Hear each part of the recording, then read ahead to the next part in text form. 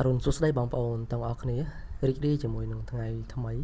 ខ្ញុំមករយៈនេះសង្កេតឃើញថាមានបងប្អូនយើងដែលជាអ្នកផលិតក្នុងវិស័យលក់ដូរចាប់ហួយរៀមច្បងចាស់ហ្នឹងពីច្រើនគឺគាត់តែងតែផុសបង្ហាញនៅអ្វីដែលគាត់មានឧទាហរណ៍ដូចជាគាត់មានស្តុកទំនិញច្រើនគាត់បានកំងអីវ៉ាន់ចូលគាត់បាន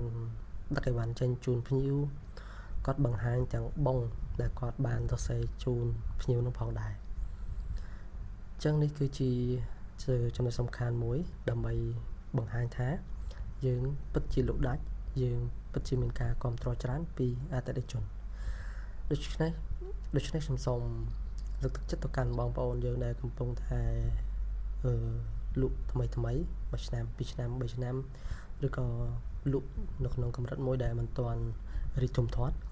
បងប្អូនអាចរៀនធ្វើការសាក់លបង post អីវ៉ាន់ដែលបងប្អូនមានមិនខ្វល់ថាបងប្អូនមានប្រមាណទេបងប្អូនអាច post ជាលក្ខណៈជារូបភាព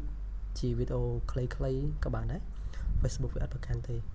នៅក្នុងសម័យនេះបើសិនជាយើងអត់ពូកែនៅក្នុងការផ្សព្វផ្សាយផលិតផលរបស់យើងអត់ផ្សព្វផ្សាយពីទីតាំងរបស់យើងគឺมันអាចធ្វើឲ្យនៅបងប្អូនដទៃទៀតបានឃើញទេបានឃើញត្រឹមតែបងប្អូននៅក្នុងភូមិយើងតែប៉ុណ្ណោះ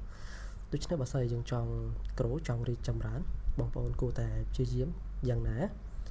ឧស្សាហ៍ផុសនៅក្នុងបណ្ដាញសង្គម